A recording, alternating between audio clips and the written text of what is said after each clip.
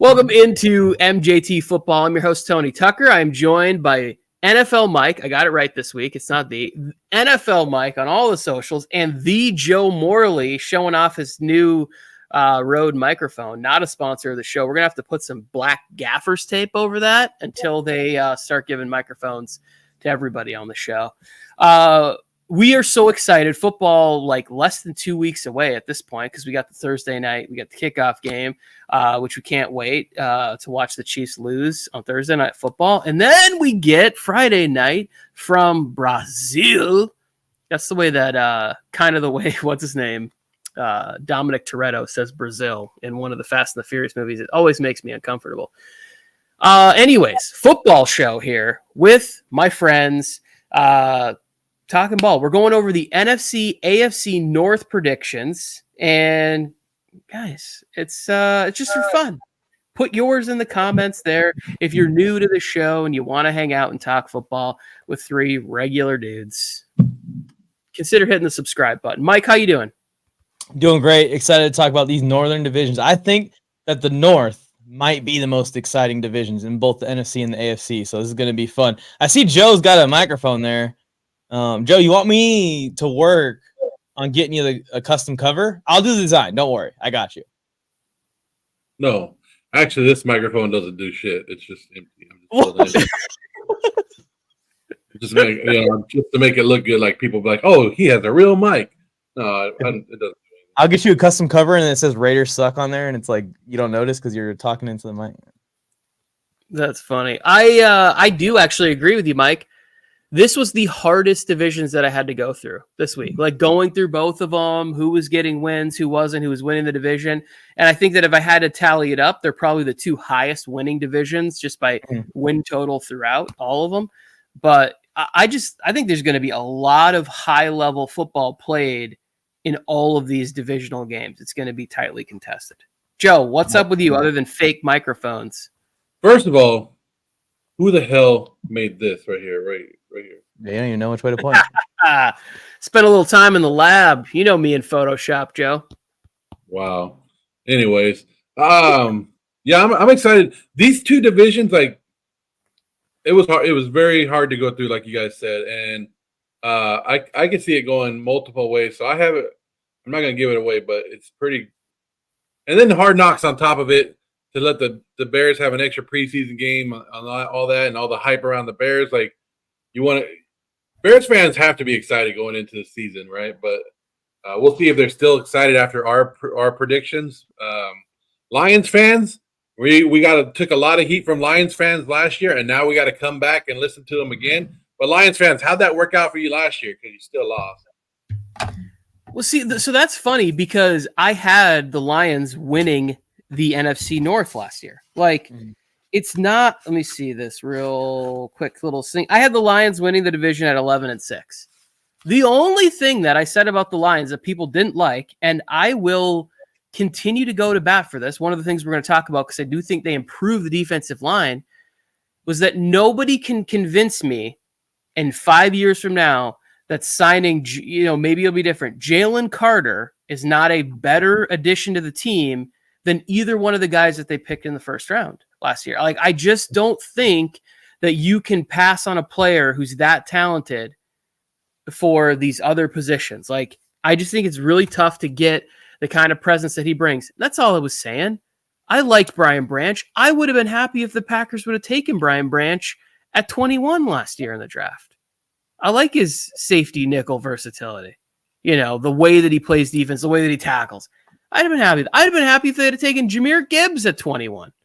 It was just, some of the placement of the stuff that happened where I was like, I don't know. And we got crushed in the comments for it. Yeah, I remember that one. And it's probably, I didn't help by having the Vikings winning the division last year. You guys know me. I didn't believe in the Dan Campbell thing when this all first started. And this is like one of the first franchises where I think we have lived through the full rebuild together from scratch. And you guys have been telling me, oh, the Lions are going to be good. The Lions are going to be good. I've always been the guy to say, no, the Lions are not going to be good. But I did make a deal with Lions fans in my live chat last year that if they won the division this season over the Vikings, which, I'm not going to bring up the fact that it was because of injuries, maybe, but that I would believe in the Lions more this year. So I reflected that for you Lions fans that were pissed at us last year. Joe, what were you going to say?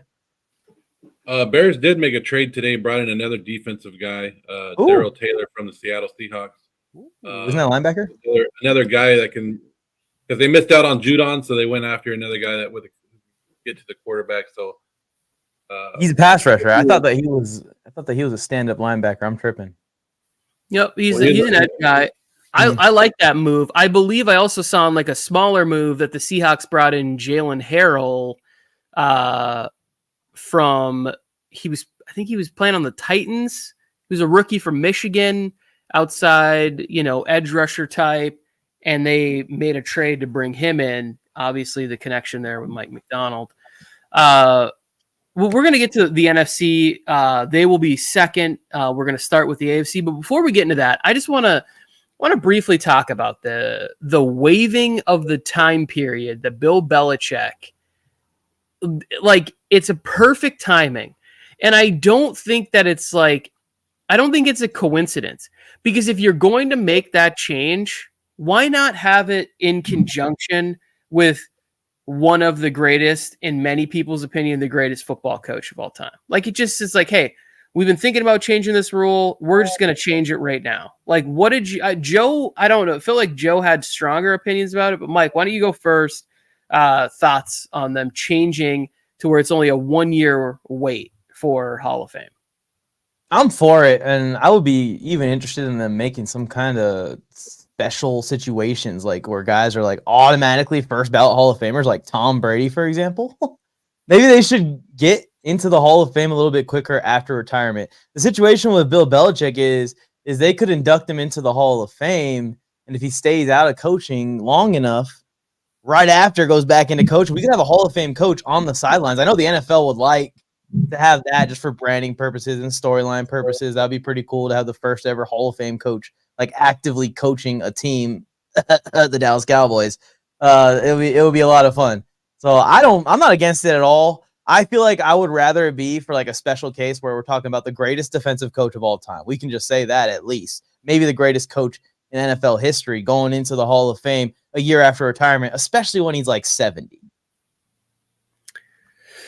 Joe, I don't know. I don't know if I like the rule or not, because why are we forcing these guys? And like you said, 1 year away from the game doesn't mean they're walking away from the game. Bill Belichick can go right back into being coaching. I don't like the fact that you'll be a Hall of Famer and being in the NFL. I don't like that. I'd rather take the time, and then we could have the 5 years to appreciate you and think about it. And then when you have time to reflect on what you did in the game and be away from the game. And why the fuck are we only doing it for coaches? Like, these players, now we're seeing players on their deathbed or already dead now going in, and people, their own family members have to go and accept it for them. Why aren't we doing it for players? And if players are the ones on the field, not the coaches.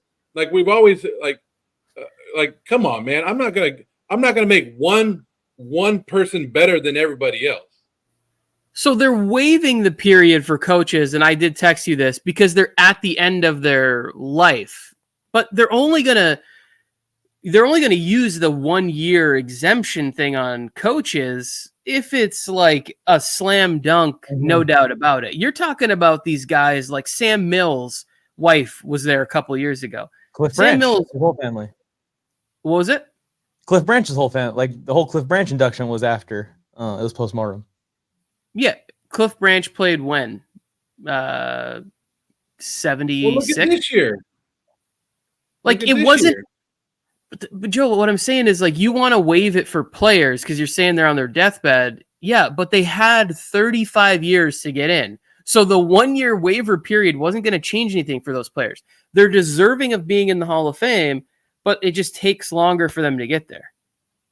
Me personally, I think that if they want to do this for players where it's a similar thing, where it's like if you're this exceptional, like Tom Brady level, like what I'm thinking, Tony, when I think of another coach that's going to possibly use this exception one day, Andy Reid, end of list. Like, that's it right there. That's the only other guy that would even probably be in consideration right now, right? Maybe Mike Tomlin? I don't know, but like Harbaugh Like, just it's got very, it, right? very rare this happens, We but do. like there could be some kind of like where the first ballot Hall of Famer is a little bit, it's almost separated from the rest of the class, where you're eligible to be put in early as a first ballot before you're eligible as just a regular Hall of Fame spot, like your Cliff Branch or your Sam Mills, who had to wait 20 years to get in. Joe. Okay, so I do have something to say. I have never understood what the 5-year waiting period, like what's the point, right? Like, why do we have to do this? Like, I also don't think that there should be limits. I think that at the end of the career, you don't need time. You don't need a 5-year waiting period to realize that Jerry Rice, Joe Montana, like all these greats are going in.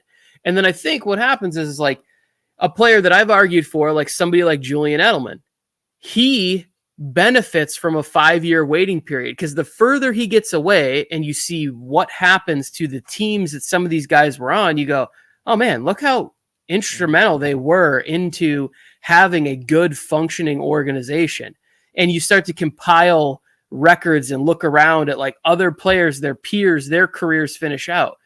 So there are some guys that it benefits from that, but it's like, if you weren't necessarily a Hall of Famer after you retired in year one, like what changes that all of a sudden you're a Hall of Famer 35 years later? Like that's the one thing about the Hall. But also my thing is, I don't think there should be a limit on 5.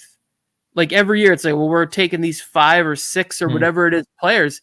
My thing is like, if we can have a season where all of a sudden like 8 guys retire all at the same time and they're all Hall of Famers, like just put them in the Hall of Fame. We know they're going there.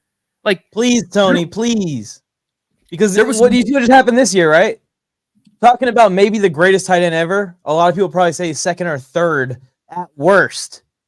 Not getting into the Hall of Fame. While, no offense, Andre Johnson should be in the Hall of Fame. When we talk about who should be a first ballot Hall of Famer between Johnson and Antonio Gates for what they did at their position, I don't think it's even close, or it should be even really a conversation when we talk about a top 5 tight end all time versus one of the best receivers of his generation.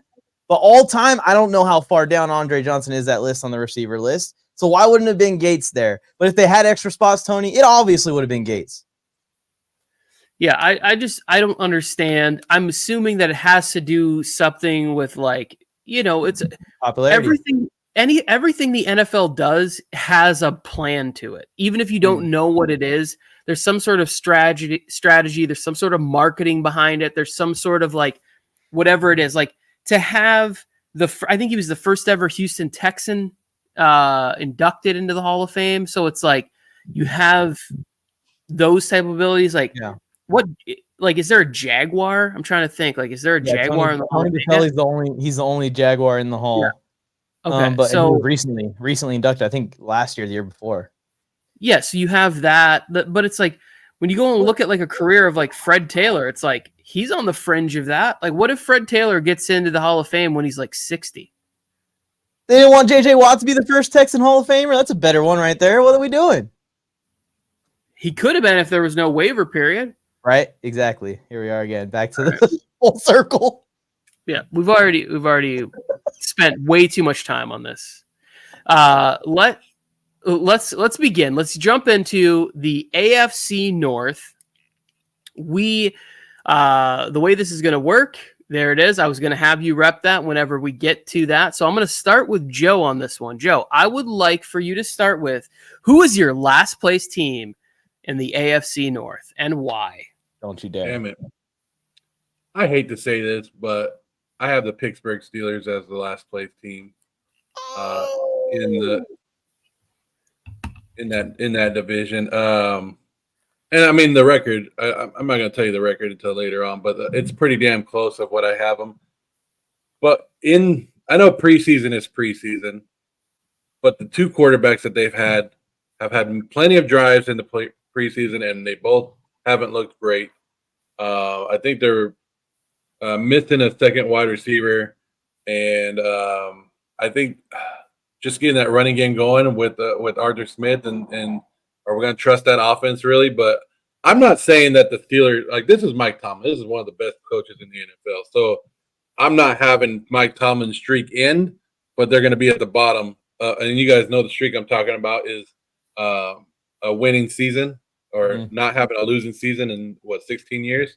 So that streak's not ending because I have them with the record good enough that they're going to be at the bottom of this division, but I have the Pittsburgh Steelers coming in last place. Mike, thoughts on the Pittsburgh Steelers? I hate trying to predict the Steelers every year because every year I look at it, I'm like, this team has to finish last, but they never do. So how can I predict them to finish last? But I had the Steelers in last by 1 game also, Joe. It sucks. I don't want to predict it. I'm wrong every year that I predict the Steelers to come in last. But I have to when I look at the schedule and I look at what the QB situation looks like Joe's saying. I don't think that Russell Wilson's improving a ton, guys. And all the reports that are coming out of Pittsburgh, that doesn't seem like Russell Wilson's coming in there and is going to just be old Russell Wilson. We're going to see similar stuff to maybe we saw in Denver. Like if Russell Wilson had like solidified that job and there was no questions and there was no QB controversy with Justin Fields coming in behind him, maybe I'll be more confident in this offense to win some of these tight games when they have to go down and get a field goal or a touchdown at the end. But I just don't. The Steelers are probably going to be relying on this defense again. And the defense is very good. One of the best defenses in the league. But I think it gets them 8 wins or 9 wins again. I have them at 8 and 9, Joe. When I looked at the actual schedule and went game by game, a one more win to keep the streak alive. I could see that happening, obviously. See, I got them at 9-8, Mike.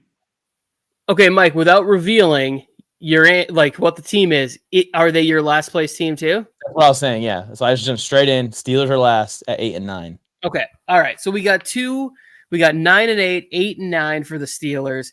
And there seems to be a lot of panic from my 2 co-hosts about preseason football and what's happening.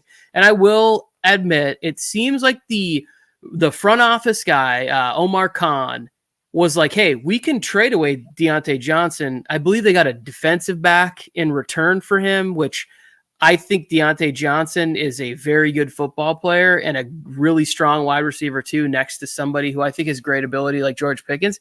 But when you don't land Brandon Ayuk and there might not be, another player that can come out there and really fit, like I thought Ayuk would be perfect to go with somebody like Russell Wilson, right? He's going to be able to beat one-on-one, win outside, win down the field big, and really play great in that area. So that's a miss.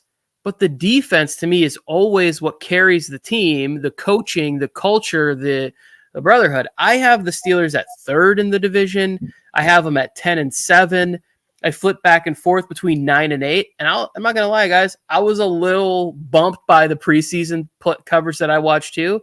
But ultimately, it's like, you guys are forgetting something. They won games last year with Kenny Pickett and Mitch Trubisky and Mason Rudolph. Like, these guys are an upgrade over that. Like, I think that we're forgetting how bad the offense was last year, and they still won 10 games.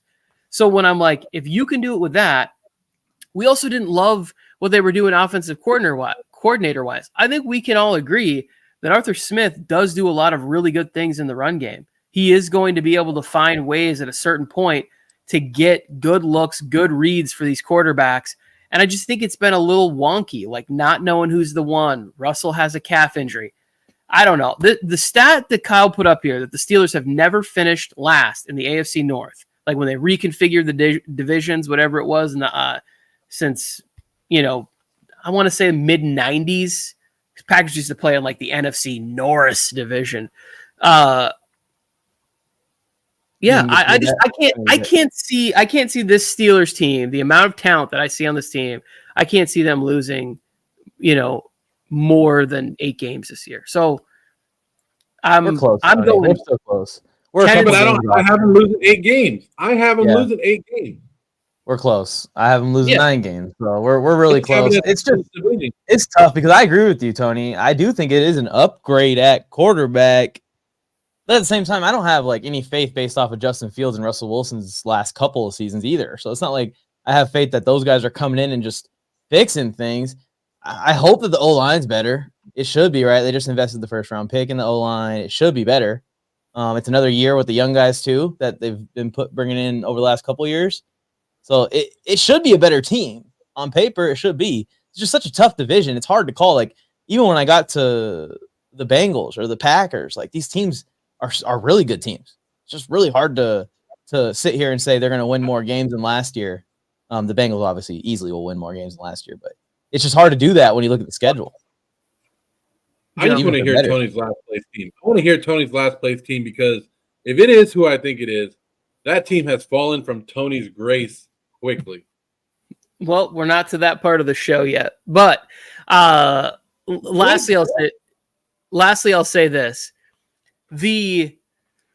the quarterback stuff in the preseason, the part to me, because they do have young guys. I believe they got Frazier, the center from West Virginia. Yeah. I'm going off the top of my head, internet, so don't crush me on this. Faltanu from Washington, and then you've got Broderick Jones. You've got three young guys on this offensive line that it's like when they come together, when they get it figured out, if they can get enough reps and stay healthy enough and all of a sudden start hitting their stride anytime after week 3 because they play the Chargers. So I hope they're absolute terrible that week, but they can hit their stride in kind of the middle second half of the season.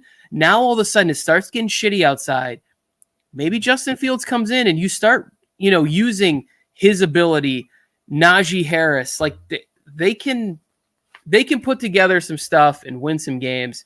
Well, I think Tony, if Fields was the starter, I'd give him another win or two. I think I would, because I think that Mike Tomlin won't do what the Bears did and try and force Fields to be a number 1 overall pick level quarterback. They will understand the limitations there are in the passing game and use his legs as a weapon, kind of like how we saw other quarterbacks use in previous years here rushing the ball. So I think that you get Fields in there, that could help because the defense is obviously going to win them these games, and keeping the ball in the hands of the offense through that rushing attack would be the best path towards that.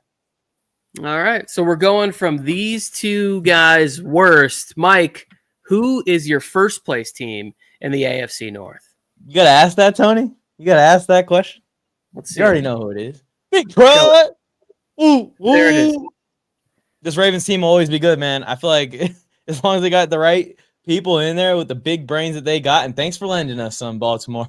Hopefully things start turning around here. They're always going to be good. And 5 years ago, I'm pretty sure at this point, even before Lamar Jackson signed his contract, I said it, and I still believe it. I still believe it to this day that one of these years, the Ravens will win the Super Bowl with Lamar Jackson. I don't know which year it's going to be, but it's going to be one of these years. I'm going to keep saying it until I'm right. They add Derrick Henry to this team. They continue to build with another draft class, and I think even you guys as Lamar Jackson haters on this screen, I know that Tony claims he's not a Lamar Jackson hater, but he's been hating on Lamar Jackson since I've known him. And Lamar Jackson, in the last couple of years, he's grown a ton as just a pure passer of the football. He continues to get better. Like last year, it was beautiful. It was masterful. Lamar Jackson's pass to run ratio. What, you're calling me a Lamar Jackson hater? Yes. You are going to have to find some video of me hating on Lamar Jackson. That does not exist. You always say Lamar Jackson can't pass. And if Lamar Jackson doesn't figure out how to pass, he's going to be out the league in 4 years or something. That is none of that is factual. Joe, can you get my back on this one? Tony's never said that. Joe will take your back against me in any argument, Tony. You don't. That doesn't count.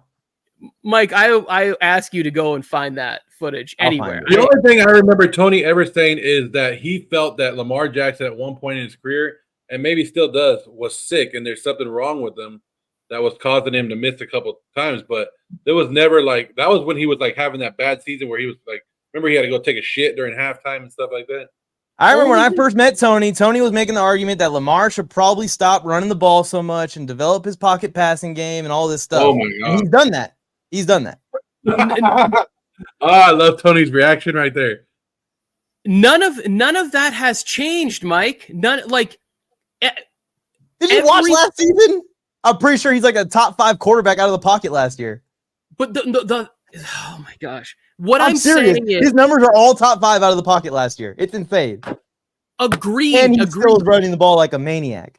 What I have always said is exactly what you just said. That's not negative. Talking about how a player can become greater is not a negative on somebody. How is that negative saying that somebody you were saying that if he doesn't do this within the next couple of years, that he was going to be out of the league. Never. And my whole argument was he's going to play for 15 years. He's going to play for 20 years, maybe.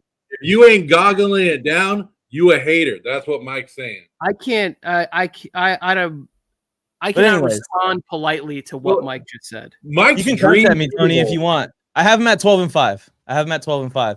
Mike's dream Super Bowl would be Lamar Jackson versus Dak Prescott. Like that would be his. Oh my God, dream. That's almost as good as Herbert versus Prescott right there.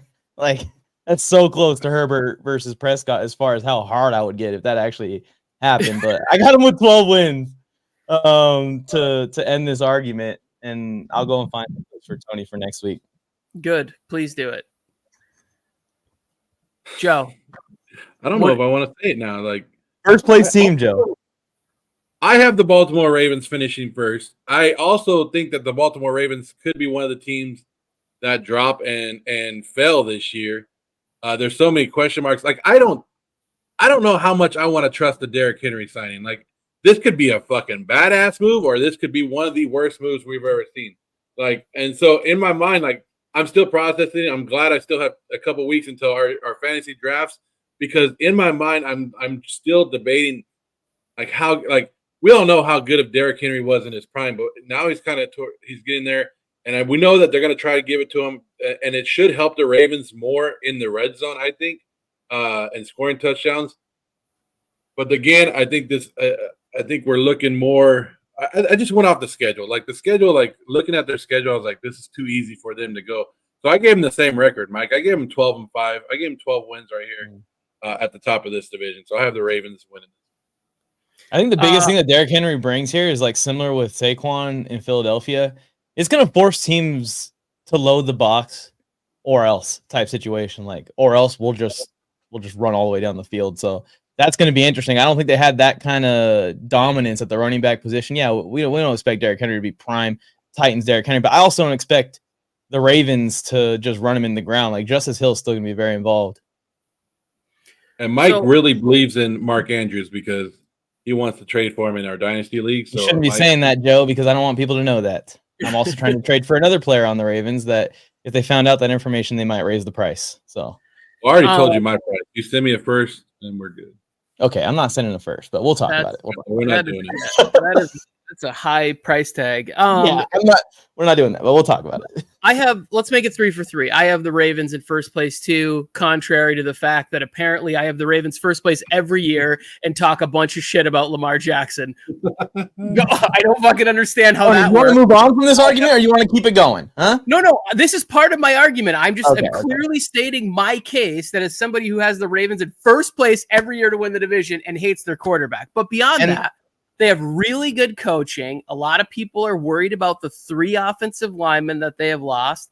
I'm not. I think that Baltimore does a tremendous job of stocking talent that's ready to go the next year. They've done it at edge rusher. We do need to see a little bit more from a Michigan guy like David Ojabo. That would be really nice.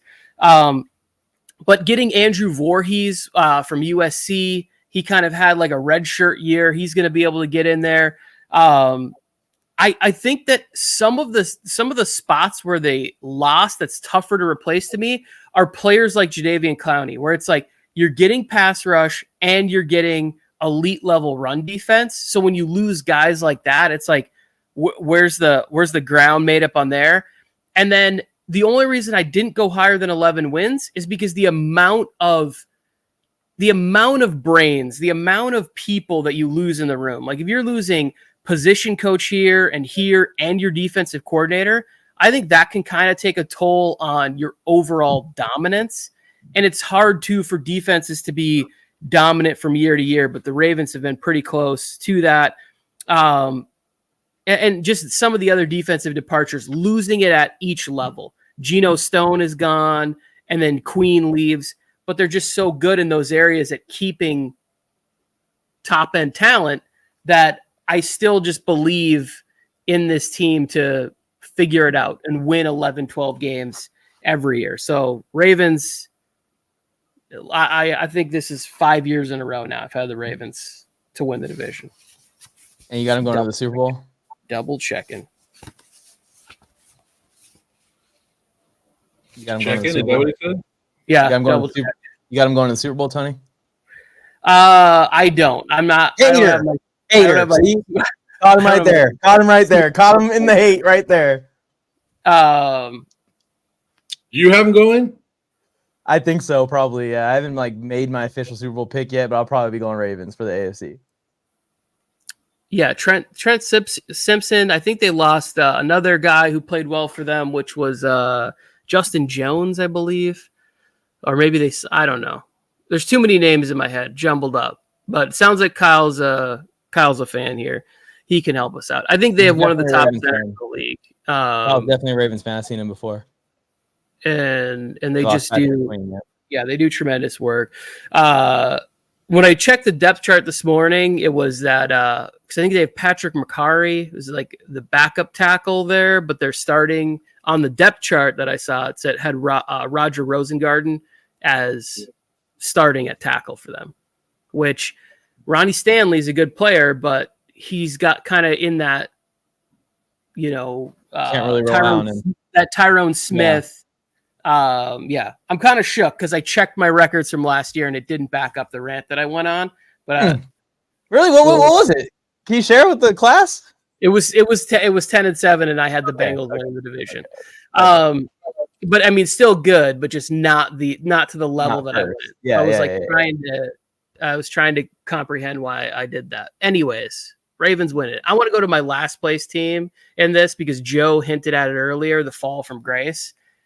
I have the Cleveland Browns finishing 8-9. I still love the Cleveland Browns defense, but there's just something about when I look at everything there with the Browns, I'm like, they're really trying to force the Deshaun Watson move to be a good one, which you should. If you give somebody fully guaranteed contract, you should be trying to trade for Judy. You should be trying to trade for Ayuk. You should be figuring out how we can get all the greatest players around him. But just what I've seen isn't that good. And then when I was looking at it, I was like, well, let me just take a look at a couple of the good games he did have last year.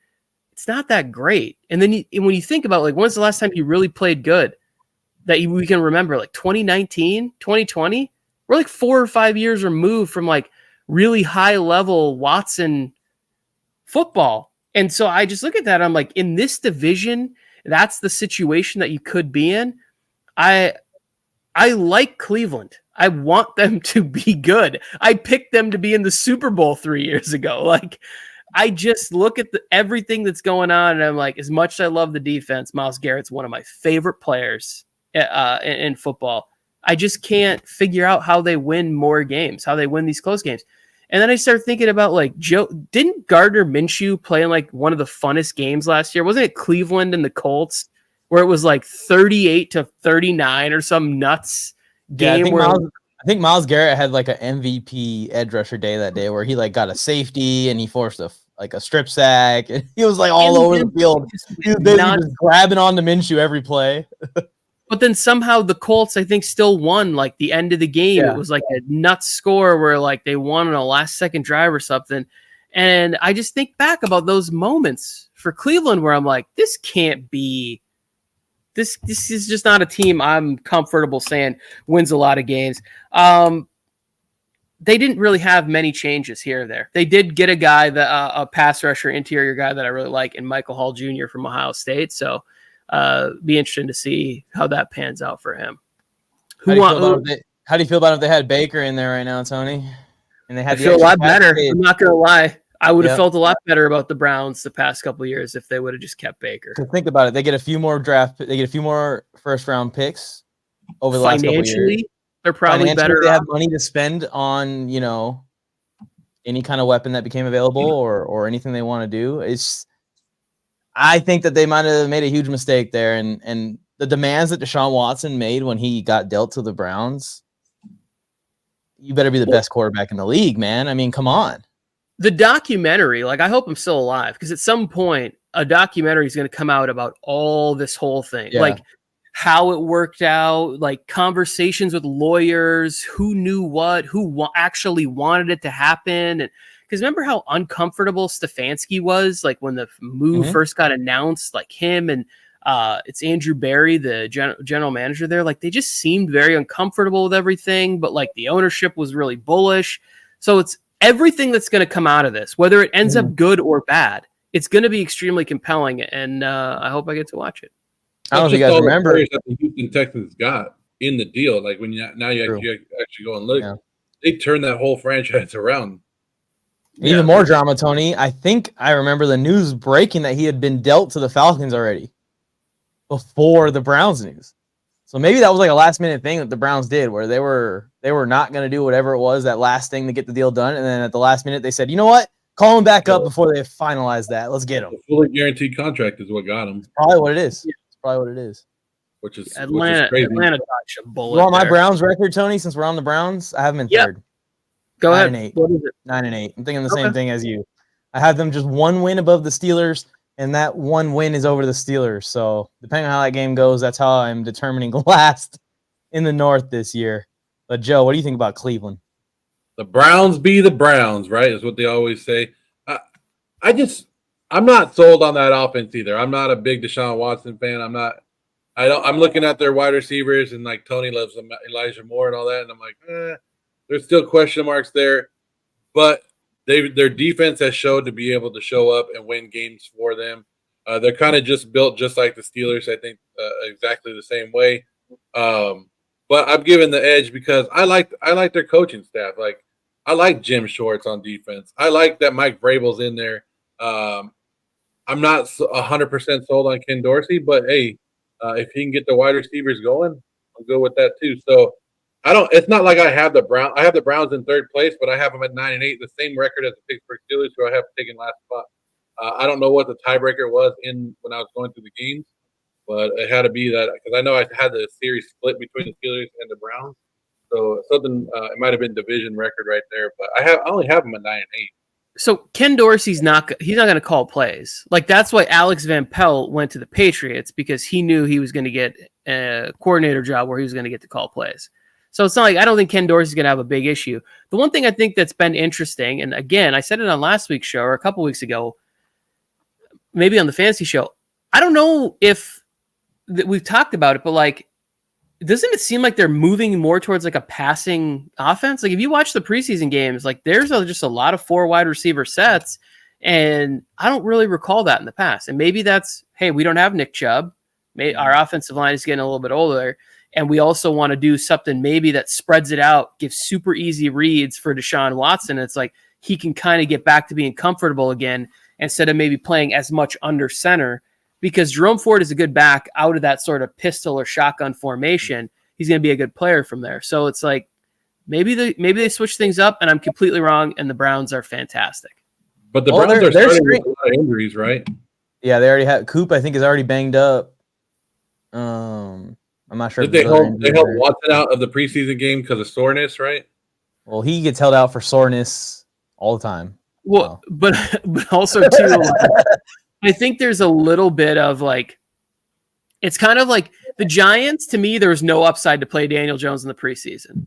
But then again, Daniel Jones, hey, there's no upside, Daniel, to throwing some of those passes that you threw. Like, it's just because the narrative gets out there. And as much as teams want to say that outside noise doesn't matter, like, unless your culture is really strong, that stuff permeates. Guys talk. We've all been around in locker rooms where you start hearing shit or whatever it is. Imagine that on a scale where like the entire internet talks about you all day long. Like they know it. They hear it. No, I was just going to say they know it. They hear it. They're in it. They live it. Yeah, and Joe, I didn't get a chance to text it to you in the chat, but you guys were talking about how they're not playing AOC in this preseason game. It's also because of that. They don't want AOC to go out there and throw for 350 yards. That's exactly what I said to Joe. I was like, they do not want a controversy going into week one. And it's just like the teams that do that, the Chargers, all of the Chargers, most of the time, they don't succeed as much as the teams that just do the smart thing. Don't care about what the fans say. So maybe Mr. Pierce there should just play AOC. Hey, and the Browns are trading, or rumored to be trading the quarterback. What's his name? DTR? Yeah. Yeah, so there was a lot of interest in him last year after the preseason, and they were able to keep him around on the roster. And I just think that the Browns would like to keep Huntley and Winston as the 3 quarterbacks this year. Like they saw what happened last year when they went through so many quarterbacks, and if something similar happens, I think they want to be able to have veteran after veteran. And it's like, hey, we could go to Winston and he could be Flacco last year, or he could be more like Flacco from the Jets. Like Flacco, since he's left the Ravens, has kind of been up and down. And last year was a major up, but it hasn't always been like that at all the stops. So I think that keeping 2 veterans would be the option there. I'm really hoping they cut Tyler Huntley and he comes to the Chargers. That'd be so let's dive in on the one team that we haven't talked about.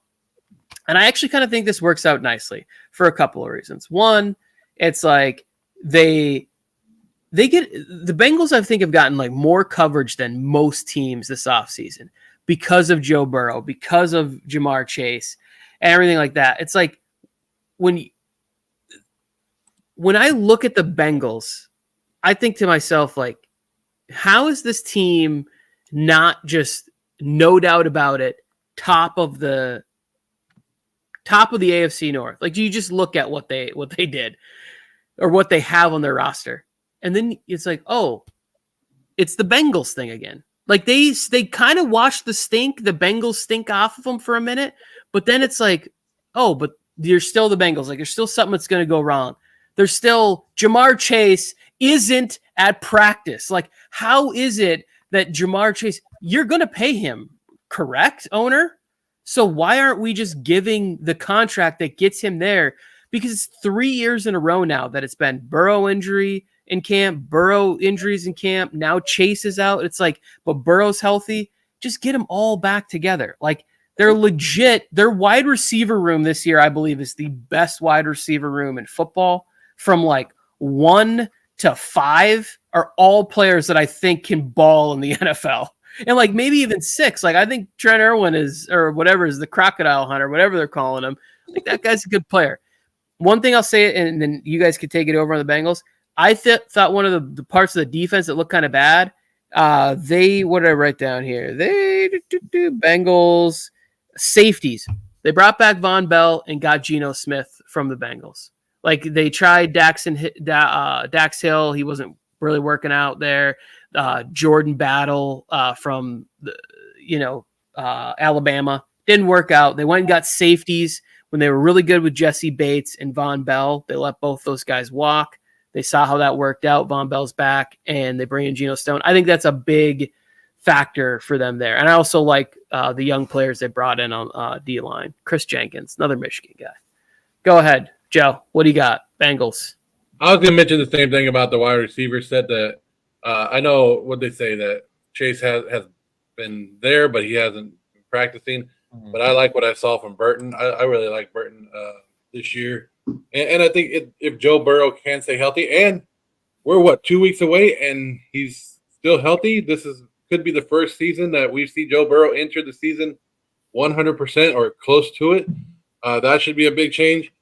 I don't really have the Bengals like too far ahead. Like I said, I have the Steelers at 9-8. I have the Browns at 9-8. I have the Bengals in second place at 10-7. So it's not like I don't have a lot of people running away with the division, but I have the division being really close and really good. And the Bengals are just that. They find ways to win the game. I'm not. I know Tony likes Zach Moss, and some people. I don't know if you do, Mike, but I like Chase Brown. I think that he's going to break out this year. We saw that Bengals and some of the youth that they had last year when they were forced to play him, and I think that helped them grow a little bit more as a team. But this division is so fucking hard to choose. Like, we could be 100% wrong on this division, and everybody else could be flip it. Just that's how good I think this division is. It's just that everybody is so good and well coached in this division. Even if you're wrong, Joe, you can just pretend like you're right and just yell at me next year if you want. Well, I figure that's the way to go. Like, even like the Bengals are going to go 10-7, but there's a chance they could be really good, but there's also a chance that they could be really shitty. So I'm just saying that they're going to be right here. You're hedging your bets here. I believe in the Bengals. I think when you look at the roster and you look at the step chart, I have it pulled up right now. It's up there with the Ravens roster. I think they can compete with the Ravens for this division. It's just all about health. And I don't believe in the Ravens to stay completely healthy either, but we've seen them deal with the injuries a little bit better than we've seen the Bengals deal with the injuries. It seems like the Bengals kind of fall apart when it starts to happen. And I'm with you 100%, Tony. I don't understand the CeeDee Lamb, Jamar Chase thing. I don't understand what we're waiting on. Is it fully guarantees? Like, what is the problem with the Bengals and the Cowboys here that you guys need to see? Just give them Justin Jefferson's money plus $1, and that'll do it. That's what they're gonna get at some point. So you might as well do it now, where the price continues to go up.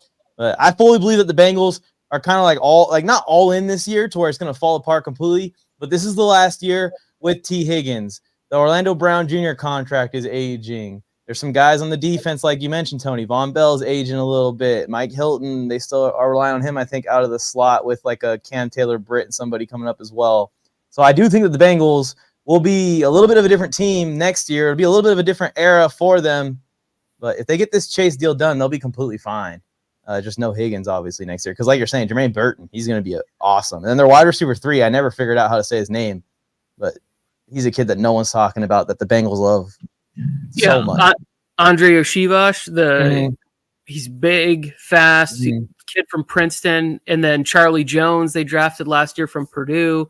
I think he's a little more talented.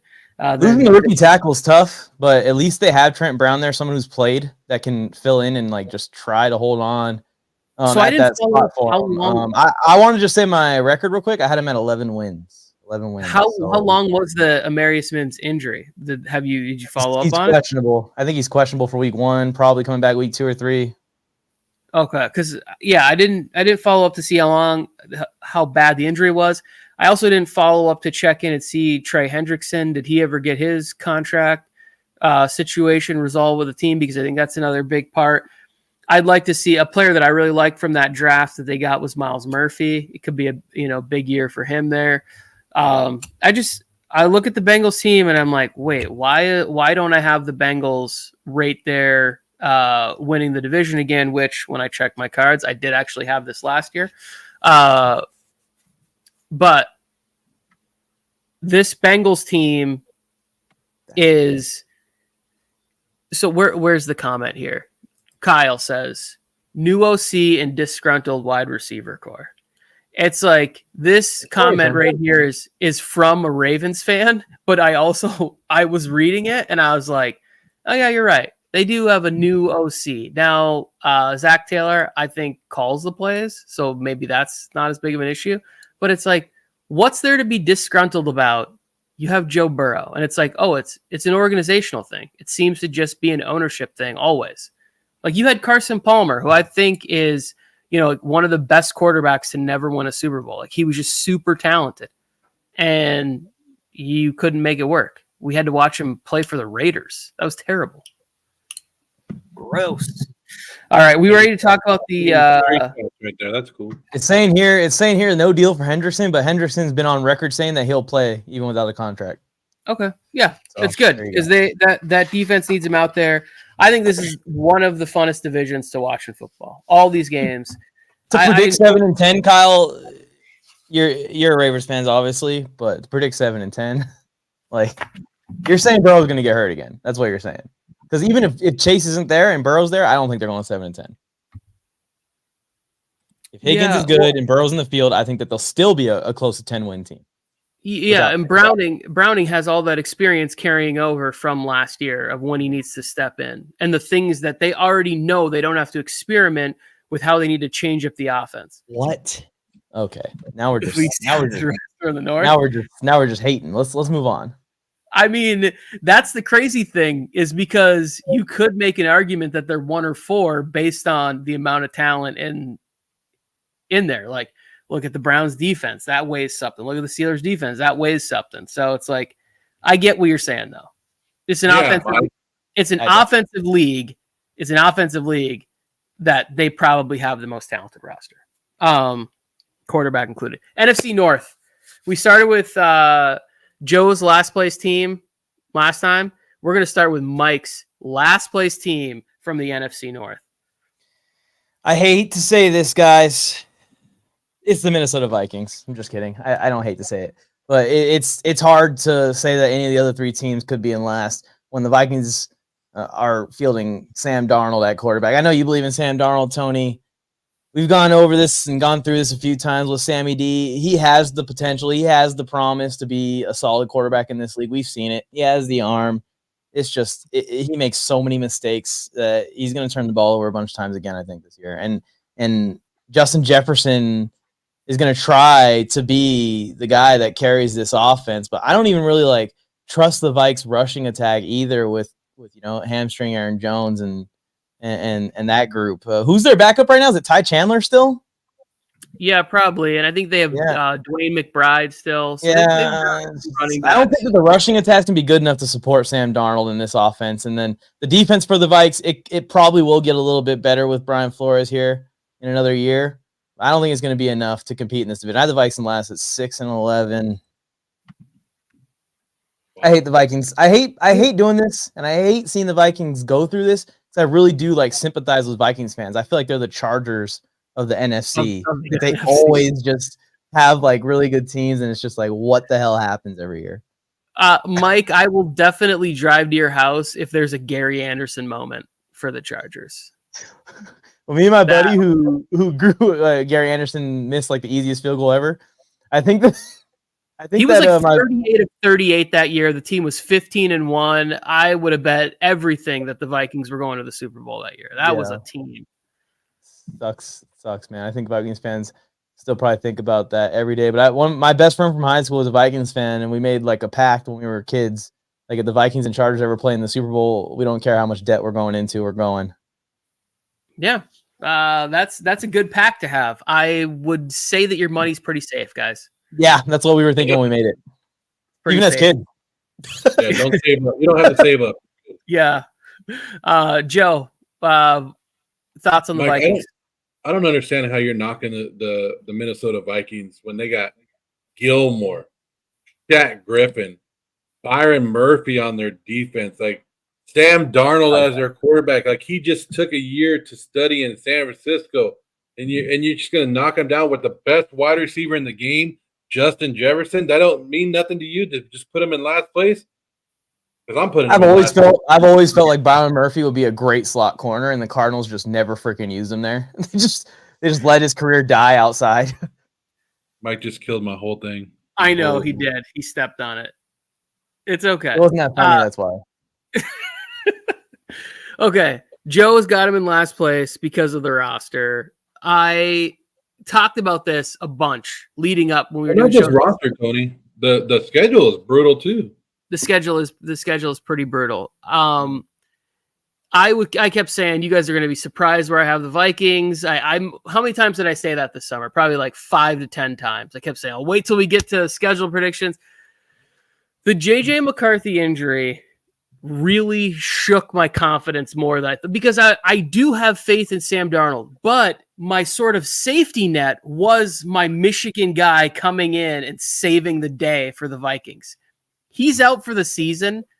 I have dropped the Vikings from a 10-win team to an 8-win team. I do have them in last at 8-9. I still just think that there's a good football team here, a well-coached football team. Kevin O'Connell showed last year with all the QB injuries that he had to be able to keep the team focused, and having an injury to Justin Jefferson, who ended up missing 8 or 9 games last year. So I look at it. I like Jonathan Grignard, bringing him in there. I like Aaron Jones. I understand what you're saying about the hamstring, but when you go from Kirk Cousins to Sam Darnold and Nick Mullins, to me, it's different than Sam Darnold and JJ McCarthy. And so I knocked it a little bit there. I also think too that the pass rush gets a little bit better. Not better, different and more aggressive when you can have Dallas Turner and Grignard, as opposed to just having Daniil Hunter. I think Davenport was there, but was maybe injured, or I didn't notice him as much when I was watching the Vikings. So we all agree, Vikings last place in the NFC North. But I think still, even though you have them at 6 wins, Mike, wouldn't you say that it's a tough game? It's going to be a tough out. It's not going to be, they're not going to get rolled over. It's just the schedule is really tough. In their first 6 weeks or so, they play San Fran, Houston, Green Bay, New York, Detroit, LA Rams, Colts. I think those are all rollover. I think that all those teams are going to easily beat the Vikings. Yes, I disagree with the easy part, but yes. I end up at 1-7 to start the year, and I had this with Sam Darnold or JJ either way. Yeah, I'm with Tony. I would have given him a little bit more wins with JJ if JJ was there, because sometimes when you make that switch to a rookie quarterback, it pumps up the team just a little bit more. I'm not hating on Sam Darnold. I think he's going to surprise some people this year. But like I said, that schedule and the improvement that the other teams have made in this division, it was hard for me to move anywhere with the Vikings. But I only have the Vikings at 5 wins, 5-12. Tony, I will say I do have the Vikings winning one division game this year. But I see what Tony is saying, that they might be a 5-12 team, but their record won't show how good of a team they really are. And it's the same way I feel about the Titans, right? Where it's like, I think the Titans are really going to battle teams this year. It's just the record might not reflect how good they actually are. Like, we'll feel a lot better about them in next year's draft when you're like, hey, they just added a top 8 pick in the draft to a team that was really battling the year before. So kind of like Chargers fans every year. Our team is better than what it is, but you're not. Okay. The best 5-win team in the league. Last year, that was the Chargers. Chargers were the best 5-win team last year. But we see it every year. There's always a team that their talent is good. They're in the games. They're 1 or 2 plays away from being 3 or 4 wins more than what they have. This could be that team this year. Just good team, just bad timing with everybody else being. I think, so good. Me personally, I think that's more likely to be the Bears than the Vikings. Yeah, but what about, Joe, what would you say about a team that lost 7 one-score games because the coach wasn't very good? They're probably going to be better this year, right? That Maybe. Team? There's a chance. Maybe, depending on the coach, if the coach doesn't have to change his diaper. Oh, another shot. Joe, let's go to your first place team, right? This is Joe's turn to go from worst to first. Joe, first place team in the NFC North. I got the Detroit Lions 11-6 up at number 1. Just because their schedule works out great for them. I think we've talked about this before. 3 games in the weather. Everything else is indoors, right? Was it week 9 is the first time they play outdoors, and then I think it's like week 15 and 16 is their next ones. So that favors them so much. Another year of their offensive line is so damn good. I don't care. I love the 1-2 punch of Montgomery and Gibbs, even with Gibbs a little banged up going into the season. Their defense continuing to keep everybody together and just build. This is a good young team, and they should be coming hungry again off of their loss last season. So I got them at 11-6 at the top of their division. Yeah, I'm really for it. Lions fans. Couple weeks, we'll have our site up. Go, nice little game day fit here. Little Dan Campbell t-shirt to rock to games this year. Really excited about the launch. We'll talk more about that in another episode. I also have the Lions finishing first in this division. They didn't win it for 30 years, and now I got them going back to back. I have them at a slightly lower record. I think I thought. Did you say 12 wins, Joe? No, I got 11. 11. So I'm at 10-7. I really like the commitment to defense that the organization has showed. I think that Brad Holmes has done a fantastic job building up this roster. I know that I just was questionable about Marcus Davenport, but I think if he's not a focus, he's an addition. There's a difference there. Also, DJ Reader, a little bit older, coming off of an injury. But another player, when you start adding a couple of guys like that, and you're saying, hey, can you give us 400 snaps as opposed to 700 or 800 snaps? And if they can do that, then that helps out. And they also add a veteran corner that I think has been very underrated, Carlton Davis. It's like you start putting in these pieces. Brian Branch comes in with a better understanding of the NFL, having a year's experience there. Like, they did lose Chauncey Gardner-Johnson, who I think is a tremendous, he just gets people jacked up no matter what he's doing. Which was a big loss for them. And then they lost Jonah Jackson, I believe, from an offense. But the offensive line is so good. Did either of you guys check up on the Penei Sewell injury? Was it a serious one? I saw that he was injured. I didn't see. Not serious. Okay. So I still believe, offensive line is fantastic. I thought they had a great draft, too. Again, I really liked both of the corners they got in Arnold and Rakestraw. And then they got a player that I thought was really exciting was Sione Vaki. Like, guy who plays safety, plays running back. Just one of those guys that's just a football player. Like, it's like, oh, hey, where do you need me, coach? Great. Let me go into that meeting room. I'm going to go learn. And I'm just here to kick ass. So I thought they had a nice draft and have put together a nice team. And like Joe said, the schedule there, the indoor stuff, I could see them. At one point, I had them as a 12, flirting with 13 win team. But as I was looking around more, I'm like, I couldn't go that high. So I am at 10 wins. What thoughts on the Lions, Mike? Still a hater? I'm with you guys. No, I'm with you guys. And I told you guys at the beginning of the show that I'll jump on the board if the Lions won a division last year. I'm not going to go back on it now.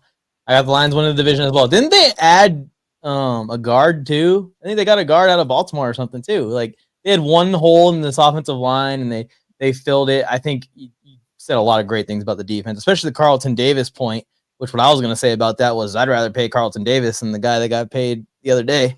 So that's a win for the Lions. They didn't have to pay Carlton Davis the same money that AJ Terrell's getting, even though Carlton Davis is, an edge of top 10 corner in the league at age 27 still. So that's perfect for the Lions because now the rest of their secondary, everyone just goes back a little bit when it comes to the pressure that's on them to perform and be cornerback ones. Like, they're not relying on a youngster, a second-year player to go out there and be the cornerback one this year. You got an experienced guy that's going to do it at a high level. And then one more thing I wanted to add, because you did that so beautifully, Tony, and we're already at an hour. I think that it's finally the year and the path has been paved. All the drama's gone. The injuries, knock on wood, have been cleared for the Jameson Williams breakout year. And when you watch this kid on tape, it's like, how is he not already one of the top receivers in the NFL? Because every play you watch, you're impressed. It's a lot like a Malik Neighbors type of explosiveness when it comes to Jameson Williams. He just can't stay on the field, stay out of trouble, fill in the blank. This year finally happened. You got Amon-Ra out wide, and Jameson Williams is going to have an amazing season. Yeah, so I think it was either Goff or somebody else on the offense was saying that Goff has got that trust with Jameson that he hasn't maybe that he's going to be in the right spot, or they're reading the same part of the defense, and there could be some more shots there. Lions, I think that they are a sneaky wide receiver addition team since the trade deadline is back. I think Brad Holmes has been aggressive. I don't think they would be afraid to, hey, Raiders aren't doing good. Let's talk about Devontae Adams there. Maybe the Bengals, there's an injury there. It's like the Bengals know they're going to lose T. Higgins. Hey, let's go. Can we get T. Higgins on a long-term deal, whatever it is? I could see the Lions saying, let's add that another wide receiver to this mix and really try and put things over the top here. I got the Lions in the Super Bowl. They're my NFC Super Bowl team. Like, I'm ready here for it. I'm rooting. When I went back to visit my grandfather this season, he said that was the most fun he's had watching football since Scott Mitchell, Brett Perryman, Herman Moore, and Barry Sanders back in the early 90s. So I got him at 12. Did I say that? I got him at 12. You said 11, Tony? Yeah. I said 10 wins. 10 wins. I had them at one point flirting with 12 to 13 wins. It's just that this division is incredibly tough. I said 10-7. The other team I have at 10-7, the Green Bay Packers right behind them. I give the division to the Lions based on the overall division record. But the Packers, again, everybody in this division has a tough schedule because of, I think, all four teams are really good. So you have 6 tough games automatically, and then just the out of conference that you're playing there. But as far as the Packers, could the defense just live up to the amount of talent that they have on the roster? And it's like a couple of years ago, I was saying how good the defense is going to be, and it wasn't there. I was watching NFL Network the other day. They're talking about the new defensive coordinator they brought in, the maybe some more 4-man, some more even fronts that they're going to have, which is going to allow Kenny Clark, very underrated interior guy, to maybe have a little bit more success in there. And they just have so many players across the D-line, and they've continued to add at corner and other parts of the secondary. So I'm excited to see whether or not Edrin Cooper can make a difference in year one, because if he can, I think Quay Walker is an outstanding linebacker who every year I talk about how Quay Walker is going to break out. And I had him as defensive rookie of the year, his rookie season. I think the Packers I could be underrating how good the Packers are this year, but I have them at 10-7, finishing second in the division. Mike? Yeah, I got him at 10-7 also. I almost got the exact same prediction as you, Tony. I think they're going to be a very similar team to last year. The offense might be a little bit better. Just another year with Jordan Love. You added another back that's been proven, to lead the league in rushing yards before, no matter how much you hate him now, because he's in Green Bay. And even if it doesn't work out with Josh Jacobs, they've kind of got a fallback there in the Marshawn Lloyd pick. If he could stay healthy, and then Dylan's there to take some of the tough short yardage work that you don't want Josh Jacobs just smashing his head against the wall. So I think the Packers are going to be a very similar team to last year. The defense is almost the exact same starting lineup when you go down it. It's pretty close to identical, and it's just like another year of chemistry with all these guys. And I think they win 10 games. I think that's pretty safe bet right there, and they're right there with the Lions, but it's just not quite as loaded of a team to beat some of these tough teams like San Fran or Philly, or I think they play Dallas this year. So there is some tough games in there where I'm leaning the other way against the Packers. I would be leaning towards the Lions. Yeah, and this is the youngest offense in the league right here, or offensive weapons in the league. They have a great receiving core. If they could all stay on the field at the same time, my record is more based. I have the Packers coming in second place. I have them with the same record as the Lions at 11-6. So it's not like I have them falling too far behind. I'm banking on the fact that Jordan Love plays the season like he played the end of last season.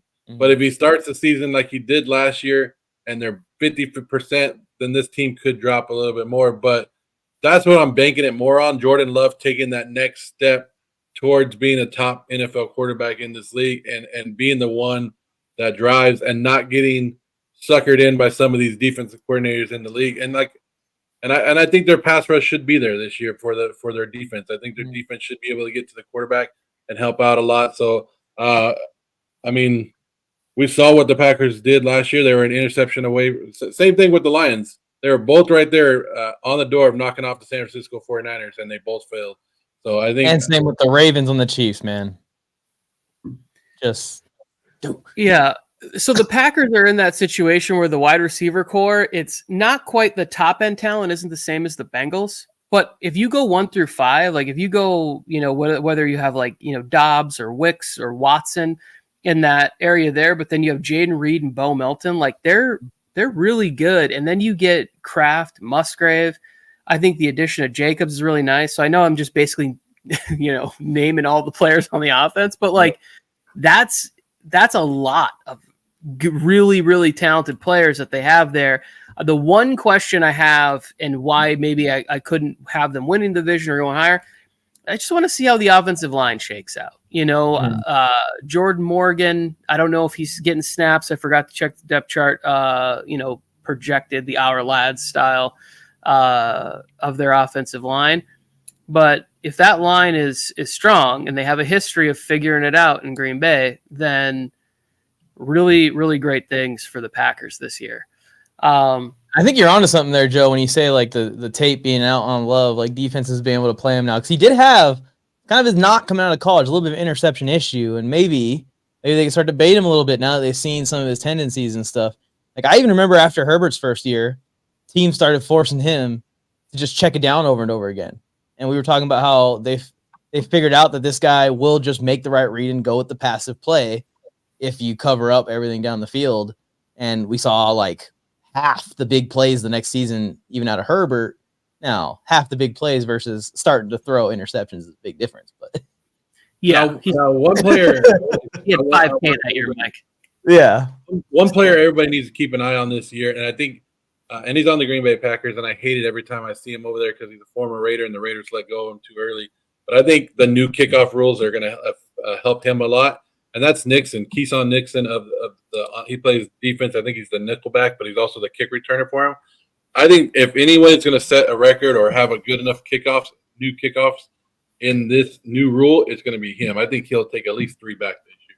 He's kind of got that perfect size and speed combo to run through a tackle and then break the hell out of there, and the whole crowd's chasing him. I think that this kickoff rule thing, it's gonna make some of these games super high scoring. We're gonna see more than one 60+ pointer again this year, like last year.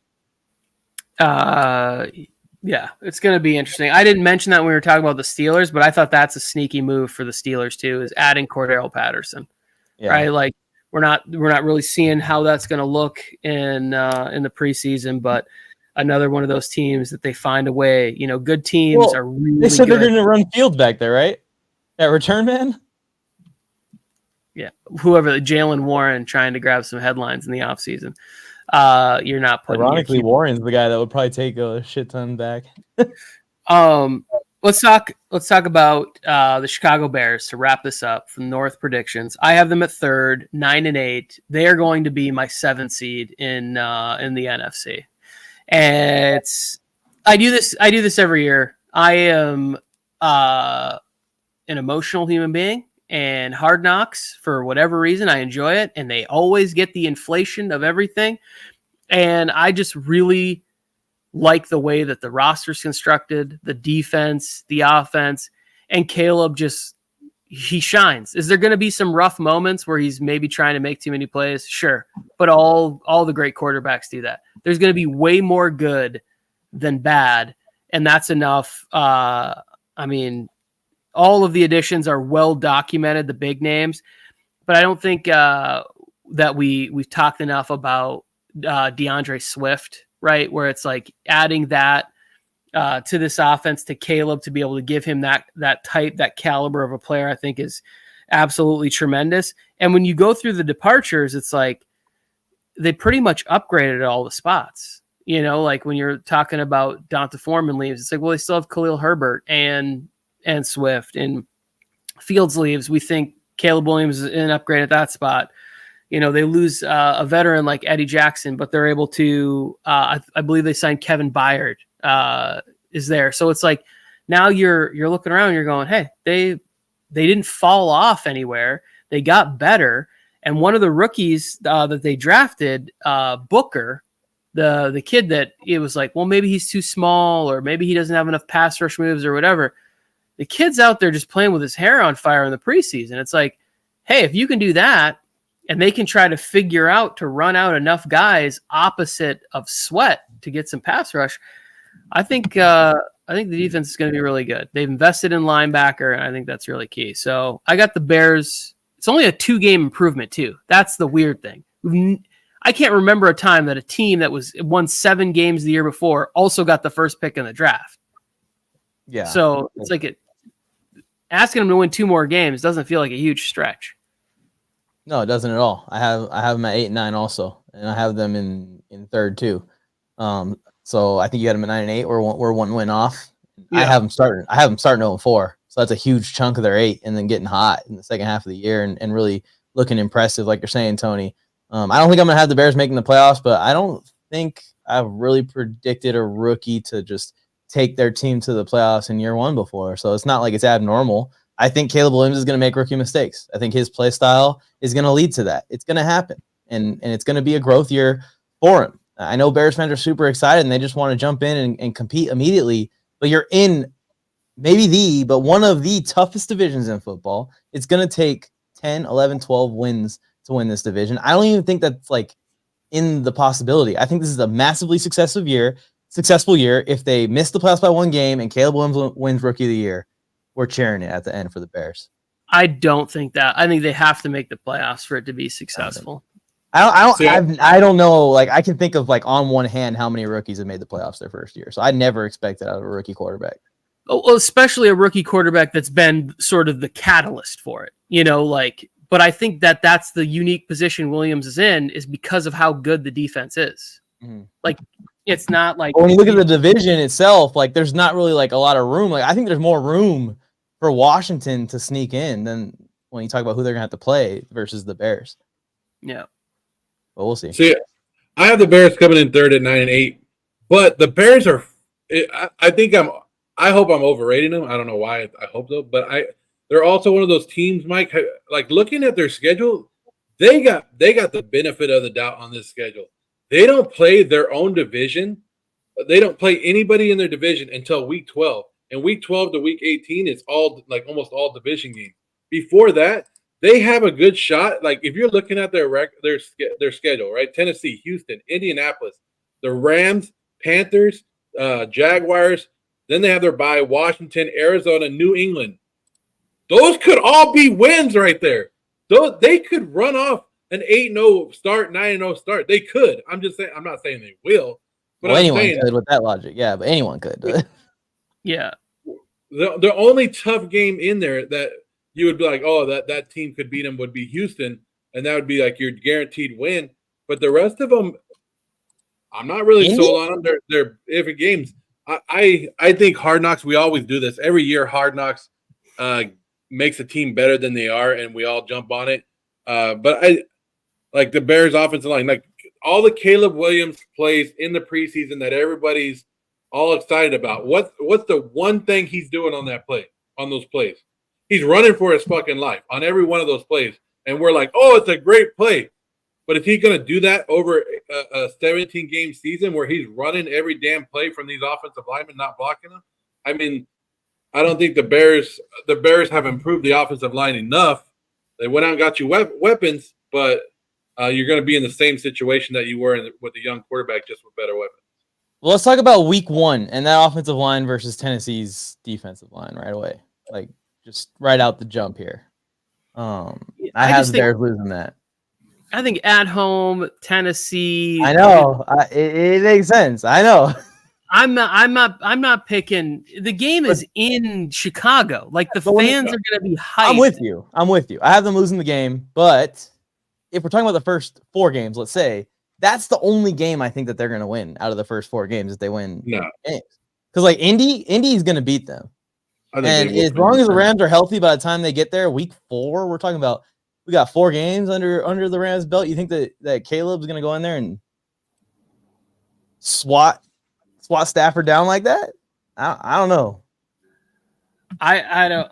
It's interesting, right? Like that's why we watch, because we have no idea what's going to happen. We don't have any insight, as far as like into the locker rooms, the game plans, whatever. Like that's why this is all so compelling, and I'm so excited for football. We are a little over 11 days away from kickoff. There is something about the Bears going 4-0 in preseason affecting their record in the regular season. Like it doesn't happen often, but the last time it does, like the Bears go to Super Bowls or something like that. I don't know, Mike. You want to check into that? You might want to send that to me. Yeah, that sounds like a good one. That's a fun video for Mike, and for Mike to just come back and have to make a correction on the next show. Hey, everybody, got the Bears 10-7, and the 5. I want them to go 10-7. Trust me. I love the Bears. You got my college team's quarterback with my favorite player of all time, which is why I can't watch Hard Knocks, because I don't want to see Keenan on there. It's just good news, because they don't show him at all, really. Like, okay. Maybe I should watch it. Really a part of the show. It's been a little soft, I would say, overall this year for Hard Knocks. I still watch it and enjoy it. Getting ready to watch a Steve McNair documentary this weekend at some point about that tragedy that happened so long ago. I didn't even know it was on there. It just popped up on the Netflix. It's like, oh, you might be interested in this. I'm like, you're damn right, algorithm. I am interested in this. Yeah. Recommend me some more stuff like this. Okay, I hope everybody has a great weekend. We appreciate you stopping by. We're 3 friends who love talking football. We're always looking for a 4th. We're excited to launch fun game day T-shirts we got coming out for most of the teams. We'll be talking more about that on a later episode. Next week I'll be wearing my my favorite non-Chargers quarterback. I got my Lamar Jackson T-shirt to wear. So this one. Yeah, well, it's different. That's the great thing about the site. Go to the internet, say something nice to one of your favorite players. Maybe encourage one of these young guys trying to make a roster this year. Kyle, Raiders fans, I heard Jack Jones a little disgruntled. He could use your guys' support. Go hit him up and tell him to do great at practice today. Here it is. We're already starting fires. Kyle, you were amazing in the chat today. Absolutely fantastic. throws out a stat here. We'll end with this. Josh Jacobs, 197 receptions, 0 TDs. What? Will that streak be broken? Will he catch a receiving touchdown? Joe, will he catch a receiving touchdown this year? No. Mike, will Josh Jacobs catch a receiving touchdown this year? Yes, he will. In the Absolutely, he will. Take it to the bank. First week. Josh Jacobs, first round fantasy, draft him. The Packers don't play